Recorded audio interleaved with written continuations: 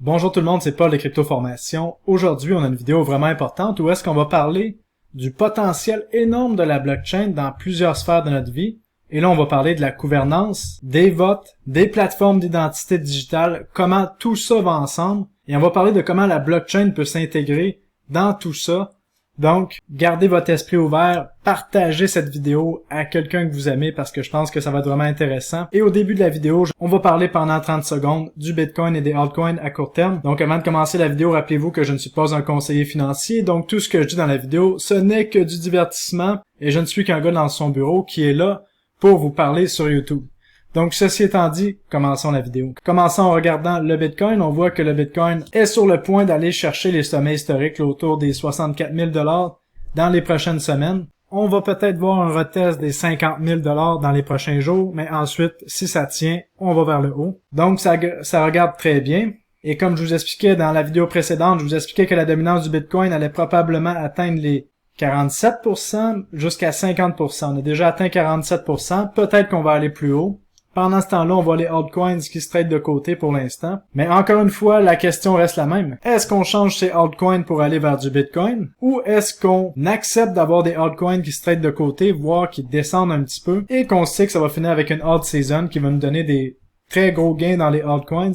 Moi, je vous ai expliqué ma stratégie. Je vous avais expliqué que j'ai dans mon portefeuille de trading qui constitue 15% de mon portefeuille, j'ai 15% de mon portefeuille en Bitcoin et le reste, 85% est en altcoins. Donc, je suis prêt pour les deux. Si le Bitcoin continue de monter par rapport aux altcoins, ben je vais transférer du Bitcoin en altcoin, c'est pas plus compliqué que ça. Donc voilà pour la parenthèse marché court terme. Maintenant, passons au sujet de la vidéo. La première question que j'ai à vous poser, c'est est-ce que c'est déjà arrivé que le gouvernement prenne une décision et que vous étiez pas d'accord et vous vous rendez compte que vous n'avez vraiment pas votre mot à dire? Comme par exemple qu'on voit ici au Québec, on a eu l'auto-COVID. Donc, on faisait tirer l'argent des taxes des contribuables aux gens qui étaient vaccinés. J'étais pas d'accord avec ça, mais j'avais pas mon mot à dire parce que le gouvernement, c'est lui qui décide, parce qu'on est dans une démocratie. Une démocratie, qu'est-ce que c'est?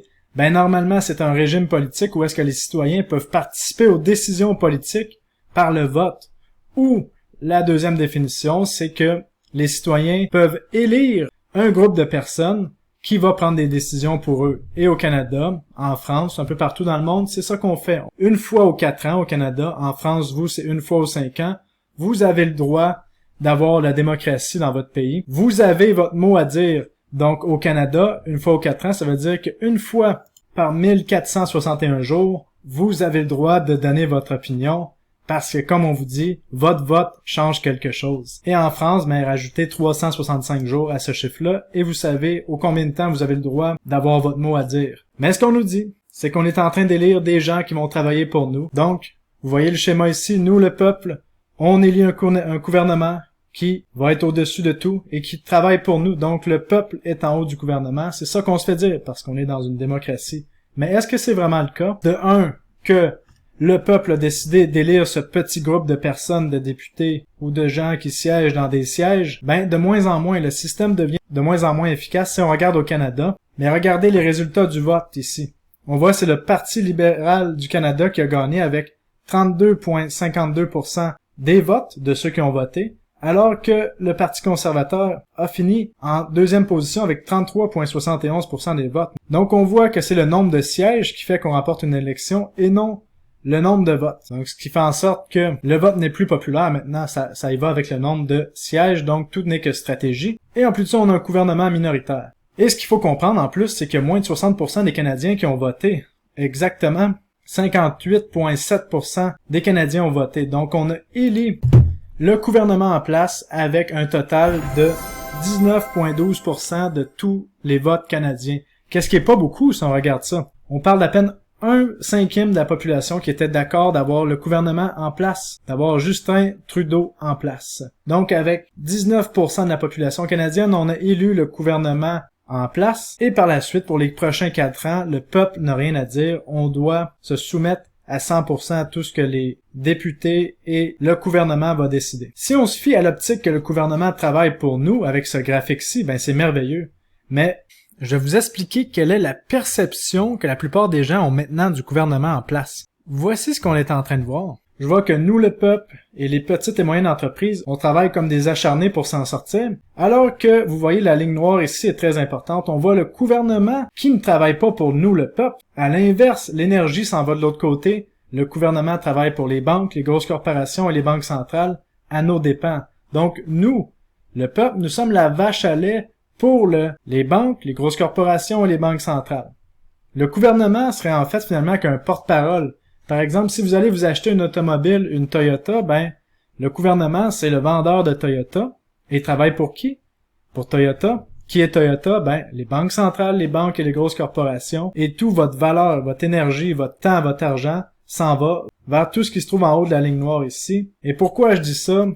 C'est peut-être qu'une opinion, mais quand on regarde les choses, les scandales qu'on a vus année après année après année, le nombre de promesses que les gouvernements n'ont jamais remplies et nous ont complètement menti, à un moment donné, on se rend compte que le gouvernement ne travaille pas pour nous, il travaille pour tout ce qui se trouve en haut de la ligne noire ici. Pourquoi? Tout simplement parce que les gouvernements sont sponsorisés par les grosses corporations, les banques et les banques centrales. Et ce système-là fait en sorte que c'est pas nous, le peuple qui a le pouvoir. Et quand on se rend compte de ça, on se rend compte que c'est décevant ce qui se passe en ce moment. Parce que moi, j'ai déjà cru à la démocratie. Je croyais que le gouvernement, mais à force de me faire mentir, c'est là que j'en viens à faire cette vidéo-là et à vous expliquer qu'est-ce que je pense qui pourrait être une belle solution à tout ce gros problème-là qu'on voit en ce moment. Et là, le problème, c'est qu'en ce moment, on est esclave de la dette, nous, le peuple. Le gouvernement nous dit qu'on est dans une démocratie, qu'on est des personnes libres. Mais le problème, c'est que pour la plupart, les salaires ne suffisent pas. Les gens sont vraiment esclaves de leur travail, sont obligés de travailler. Et la classe moyenne est en train de disparaître. Surtout avec les politiques des banques centrales. Si vous me croyez pas, je vous montre ça ici. Vous voyez la ligne rouge ici, c'est la Fed, l'impression monétaire qu'ils sont en train de faire. Et en bleu, la réelle économie. Donc les emplois aux États-Unis en ce moment, c'est partout la même chose dans le monde. On voit que l'impression monétaire n'a pas stimulé les emplois alors que c'est ça qu'on se fait marteler dans les médias de masse. Qu'est-ce que ça l'a stimulé finalement, l'impression monétaire? C'est juste ici, vous voyez, Total Network, donc la valeur nette du top 1%, depuis l'impression monétaire, a explosé à la hausse. Donc tous ces programmes-là, gouvernementaux, ne servent qu'au 1%. Et en plus, quand on regarde les earnings des banques à chaque trimestre, on se rend compte que les banques sont en train de faire des profits incroyables depuis la crise du COVID. Donc en ce moment, la classe moyenne est sous attaque. On s'en va vers une société où est-ce qu'on a des gens extrêmement riches et des gens extrêmement pauvres, avec l'illusion qu'on a de la liberté alors qu'on est tous esclaves de la dette. Si vous me croyez pas, écoutez le président des États-Unis, lui-même, Joe Biden, qui est en train de nous dire que il faut augmenter le plafond de la dette et emprunter encore plus d'argent dans le but de payer la dette précédente. Qu'est-ce qui ressemble beaucoup à un Ponzi, où est-ce qu'on fait rentrer de la nouvelle argent pour payer les intérêts de ceux qui sont rentrés en premier, et qui nous montrent que même les États-Unis sont esclaves de leur propre dette. This is really important to know. Raising the debt limit is about paying off our old debts. There's nothing to do with any new spending being considered. There's nothing to do with my plan for infrastructure or building back better. Zero. Donc maintenant, parlons d'une solution. Qu'est-ce qui pourrait amener notre système à passer d'un système où est-ce qu'on a ce genre de pyramide, où est-ce que les banques centrales, les corporations sont en tête, vers un système où est-ce que le peuple vraiment dirige des initiatives? C'est avec la blockchain. Je vous explique exactement ce qui pourrait être fait. Et en réalité, c'est même surprenant. Parce que maintenant, avec la blockchain, on a la technologie avec les identités digitales qui nous permettrait d'avoir ce genre de système-là où est-ce que le peuple, en réalité, n'aurait pas vraiment besoin d'élire un gouvernement. On aurait une population qui pourrait voter sur plusieurs projets de loi et vraiment un peuple en contrôle de sa destinée. Comment on pourrait faire ça? C'est comme avec tous les projets blockchain où on a ce qu'on appelle des DAO, Decentralized Autonomous Organization, donc des organisations autonomes décentralisées. Chaque pays du monde pourrait devenir cela, mais là, ça impliquerait que les banques centrales délaissent leur contrôle, qu'est-ce qui est pas prêt d'arriver. Mais je vous explique une solution qui pourrait être extrêmement efficace. On l'a ici avec l'écosystème de Cosmos. Comment ça fonctionne sur l'écosystème de Cosmos? Comme vous voyez ici, il y a des propositions de gouvernance. Vous cliquez ici. Et selon le nombre de Cosmos que vous avez dans votre wallet, vous pouvez voter sur des propositions. Donc par exemple, vous pouvez voter sur cette proposition-ci qui est en cours. On a la proposition juste ici qui est passée à 99,95% avec 51,63% des Cosmos qui ont été utilisés pour voter. Donc comment ça fonctionne? C'est que par exemple, ça nous prend pour voter sur une proposition comme vous voyez celle-là ici, là, la proposition 57, Lowering Liquidity Pool Creation Fees, ben ça prend par exemple un minimum de 20% des votes, là je sais pas c'est quoi le minimum de tous les cosmos, et ça prend une majorité qui l'emporte. On pourrait avoir ce genre de système-là de vote sur la blockchain pour établir cet équilibre ici, que le peuple vraiment décide ce qu'il en est de comment gouverner son propre pays. Et comment ça fonctionnerait? Ben, par exemple, on est au Canada ici, ou si on est en France, on va faire l'exemple avec le Canada. Chacun des citoyens aurait un seul token.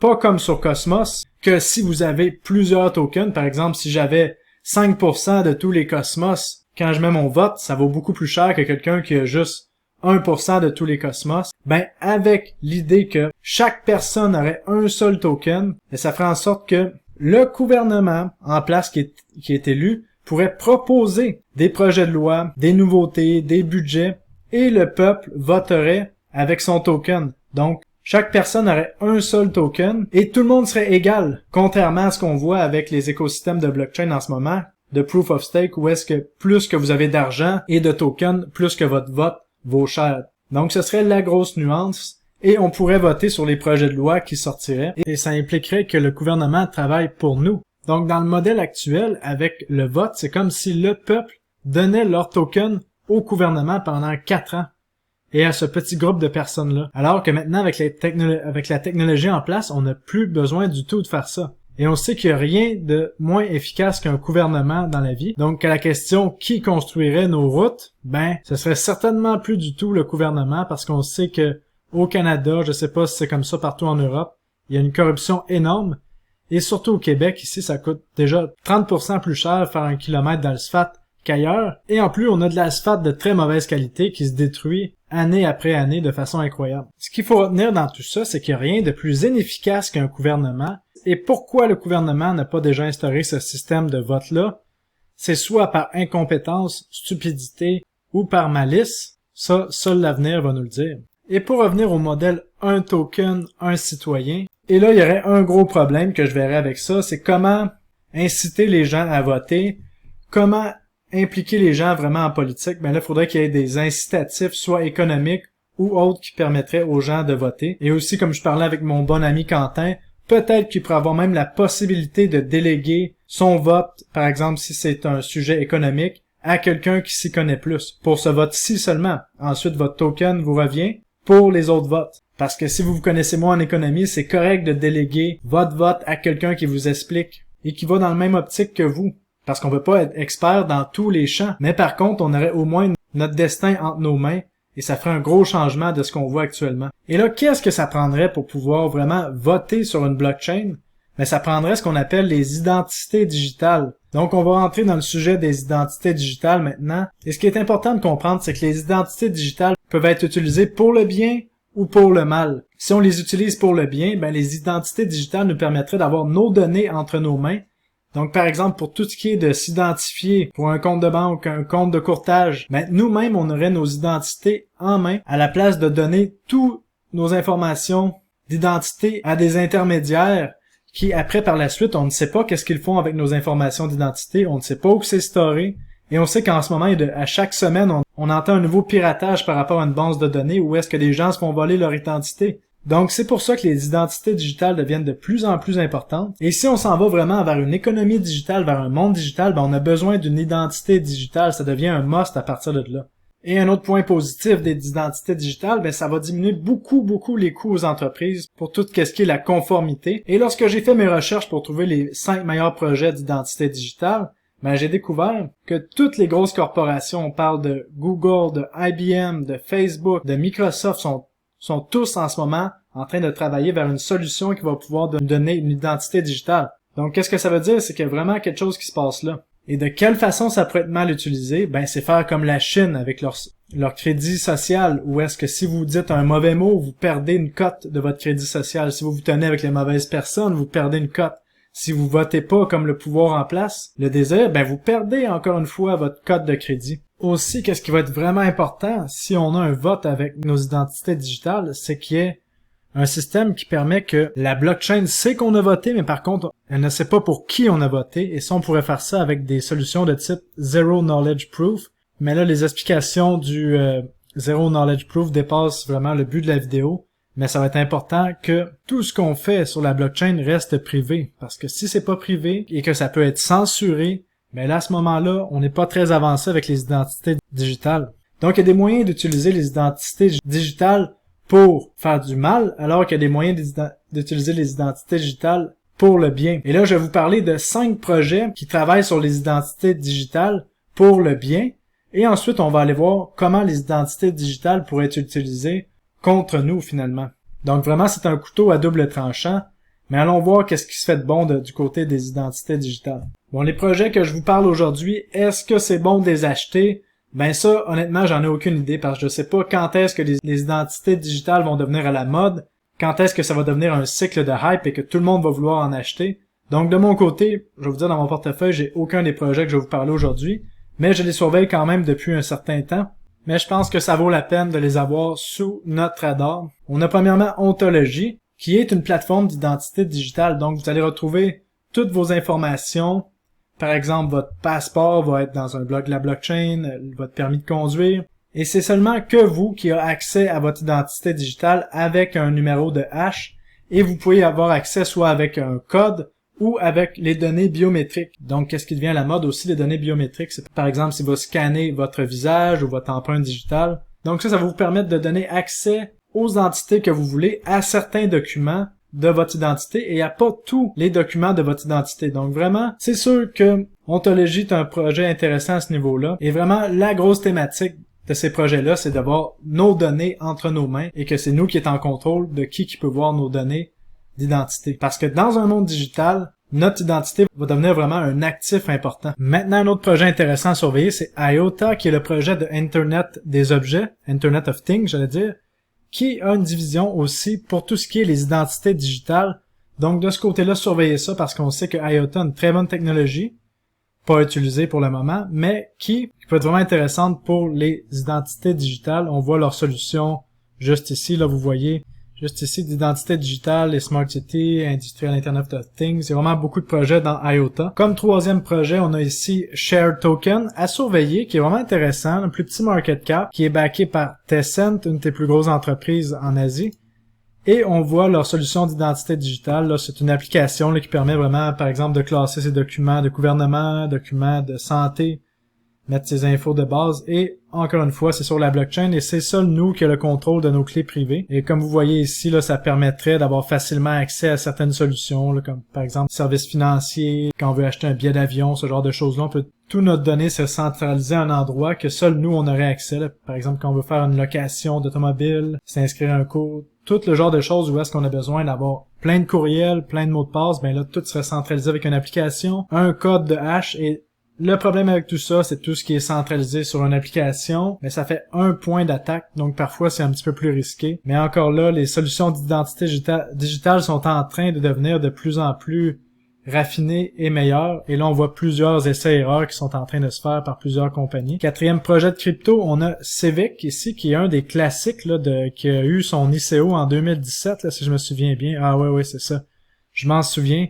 Et Civic permet vraiment d'avoir une identité digitale pour éventuellement la finance décentralisée. Ça, c'est vraiment extraordinaire parce que avoir une identité digitale va permettre d'avoir un score de crédit digital pour la finance décentralisée. Et là, en ce moment, comme vous le savez, en finance décentralisée, tous les risques sont sur l'emprunteur parce que l'emprunteur doit surcollatéraliser sa position pour emprunter. Par exemple, si je dois emprunter pour 1000 $, je dois mettre 1500 $ en collatéral. Donc, par exemple, je veux garder mes bitcoins, je mets 1500 $ en bitcoin, je peux emprunter 1000 $ de USDC et je fais qu'est-ce que je veux avec le 1000 $ de USDC. Mais là, avec une identité digitale et un score de crédit, on pourrait rendre le capital plus efficace. Donc, à la place d'avoir à surcollatéraliser, par exemple, de 50%, je pourrais emprunter un ratio 1 pour 1 ou même 0.5 pour 1 si ma cote de crédit est bonne. Donc, vraiment, Civic, un projet à surveiller sur plusieurs blockchains comme vous voyez ici. Et le cinquième projet du jour, c'est Litentry, qui est basé sur Substrate, donc l'écosystème de Polkadot, Et encore une fois, si on regarde son site web, on voit ici une autre solution d'identité digitale, un petit peu comme toutes les autres, où est-ce qu'on met nos documents d'identité dans un bloc de la blockchain, et c'est ça, nous, qui a accès. Donc vraiment, quand même, c'est intéressant de ce côté-là. Étant donné que c'est sur Polkadot, le but, c'est que ça devienne cross-chain, donc sur plusieurs blockchains. Donc faites vos recherches sur ces protocoles-là. Et là, si on termine la vidéo en parlant de comment les plateformes d'identité digitale pourraient être utilisées contre nous pour le mal, ben là, c'est avec tout ce qu'on voit, là, des dirigeants en ce moment qui parlent de mettre des puces dans notre peau avec notre identité et toutes nos informations. Et encore pire, on voit ce brevet-là de Microsoft en 2019, qui est un brevet quand même spectaculaire, mais aussi effrayant, que je sais pas si ça va arriver, mais quand même, c'est bon de savoir que ça existe. C'est qu'il y aura un système de crypto-monnaie qui paierait nos activités corporelles. Donc, avec une puce, le système saurait quel genre d'activité qu'on fait. Par exemple, si on est supposé déplacer des boîtes d'un endroit à l'autre. Mais là, avec ce système-là, vous pourriez être payé au mouvement. Qu'est-ce qui est assez effrayant. Et qu'est-ce que j'espère qu'on n'en reviendra jamais à ça, mais être payé au mouvement avec un système qui utilise la blockchain et les crypto-monnaies et notre système nerveux. Donc vraiment intéressant, effrayant à surveiller. Donc, pour terminer en beauté la vidéo d'aujourd'hui, là, je pense que je vous ai couvert dans plusieurs angles. Et j'aimerais avoir votre opinion sur ce que vous avez vu dans la vidéo. Qu'est-ce que vous pensez de tout ça? Est-ce que vous pensez qu'on peut réellement avoir une vraie démocratie un jour? Qu'est-ce que vous pensez des identités digitales? Donc écrivez-moi un commentaire, n'oubliez pas de mettre un like sur la vidéo. Abonnez-vous à la chaîne parce que ça serait bien le fun d'atteindre 40 000 abonnés pour la fin de l'année. Et je vous dis merci d'avoir été là. On se revoit tout le monde dans une prochaine vidéo. Salut! Bye bye!